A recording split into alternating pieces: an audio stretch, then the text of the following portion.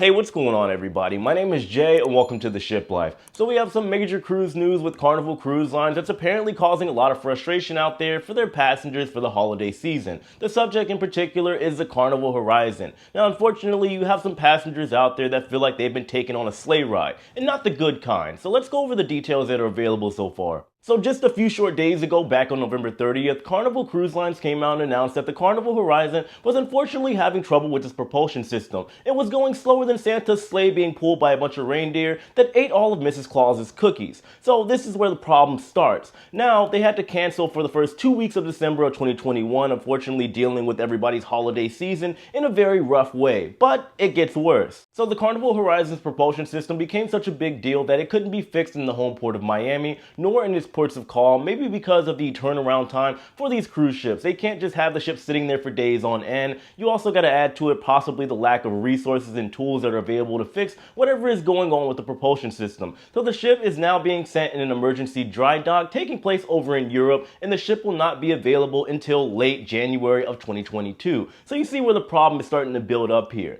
Now unfortunately, due to the quick cancellations, the passengers that were sailing on the Carnival Horizon during the holiday season and at the beginning of January 2022 now have two options. Well, technically three. Either they're going to be switched over to the Carnival Sunshine, the Carnival Liberty, or they can just cancel outright. Now another issue with this is that they have to make this decision by January 5th, which is tomorrow. So for starters, you got passengers that are shouting bah humbug, turning into the Grinch, and wanting to throw coal all over Carnival Cruise Lines. Because when you compare the Carnival Sunshine, the Carnival Liberty to the Carnival Horizon, it doesn't exactly measure up. So just to give you a couple facts, you got the somewhat newish Carnival Horizon that was built in 2016, launched in 2017. Then you got the Carnival Liberty. That ship was out back in 2005, got a refurbishment in 2016 when the Carnival Horizon started to come out. And then on top of that, you got the Carnival Sunshine that used to be the Carnival Destiny, built in 1996, got refurbished over in 2013. However, the amenities that are available so far, again, compared to the Horizon, it just doesn't equal up. The Horizon has that little sky ride thing that everybody loves, got an IMAX theater, and it has a brand new spa. So you got a lot of people that feel like they're being cheated out of their money. Potentially that is, and allegedly. So to be fair, Carnival is saying whether you're on the Horizon, the Sunshine, or the Liberty, the itineraries are going to be the same. They're also offering onboard credit in the range of anywhere from $100 to up to $250.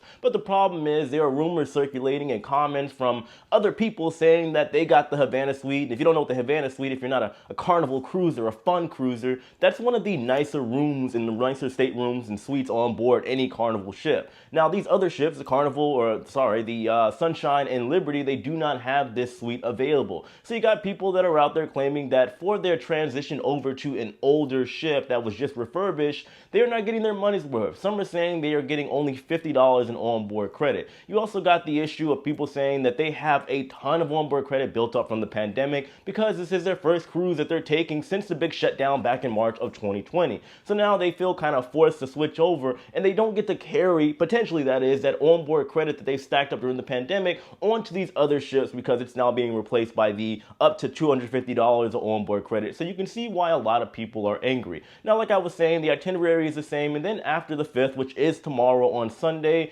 everybody will have 48 hours to decide if they actually want to take that deal or if they just want to cancel outright. But the issue that everybody is saying is, why go through this run around? Because, a lot of people just rather have it canceled and get their onboard credit and deal with it on another day. But you do have the ambassador of Carnival Cruise Lines, John Held, I'm not exactly sure. But anyway, he's the ambassador of Carnival Cruise Lines. He came out and said that the reason being why they're doing all of this and doing out of their way to make sure they're getting two ships, which is pretty cool and a good idea, by the way, over to Miami to replace the Carnival Horizon during this horrible emergency for the holiday season, is because they want everybody to have fun. And even though the ships are somewhat older, even though they've been refurbished, they want people to be able to experience the Carnival ships because it's not all about the, the sky ride thing and all the stuff they have available on board the ship. These older ships, the Sunshine and the Liberty, they still have Guy's Burgers, they still have the Punchliners Comedy Club, they still have all the bars that you know and love from all the other Carnival ships. But again, there is still the argument back and forth. Some people that love Carnival are going to be okay with it, but you do got other people that are understandably have maybe been waiting to get on the Carnival Horizon. They're a little angry. So I do get it when I'm looking at both sides, objectively, of course. I'm not trying to bash Carnival, but let's be real. When it comes to a company like this,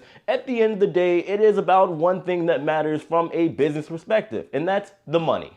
So years ago, back when I was working for the Harlem Globetrotters, it gave me a real good sense and feel of what just good business is. So when I was on tour with the Harlem Globetrotters, we'd be out on the road for anywhere from 4 to maybe 6 months, depending on if we went to Australia, Europe, or wherever it is that we were going on the tour. But anyway, we were on tour and we had a show pretty much every day in a different city. And if we were lucky, we got 1 or 2 days off. Now, there was a situation, it was at the beginning of the year, we had a show in Green Bay, Wisconsin. Unfortunately, there was a giant snowstorm, we had to cancel.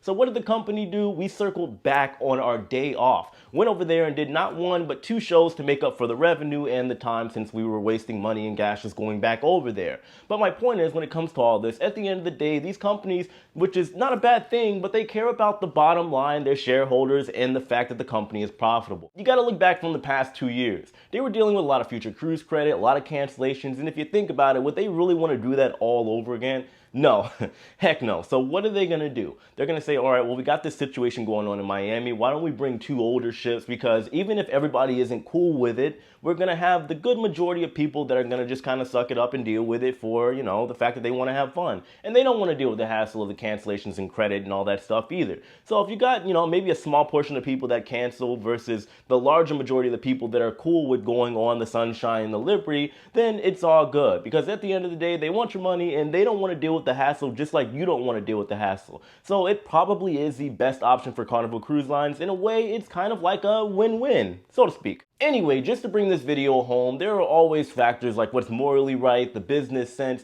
and what's going to give the customers what they want so that they're going to be somewhat satisfied. All these things kind of live together, and unfortunately, there has to be a happy medium somewhere. Now, I want to see how this story actually ends up developing and see what Carnival does moving forward, because there are a bunch of dates that are going to be deciding factors on whether or not people are happy, whether their holiday season is ruined, because I'm sure, as you guys know, the holiday season, regardless of what you do, even if things go according to plan, are already stressful. So I hope whoever's having sailings on these ships are able to go and have a nice vacation without too much stress. I hope so. Anyway, guys, I'm going to leave it right here. If you happen to be sailing on or were sailing on the Carnival Horizon, let me know in the comment section below. Also, if you are a avid Carnival cruiser, also just let me know how you feel about this particular situation. I'm going to wrap this up, guys. Thank you so much for watching. On your way out, please hit that like button. It goes a long way for the channel. Share this video, subscribe if you haven't already, and I'll see you tomorrow. Take it easy, guys.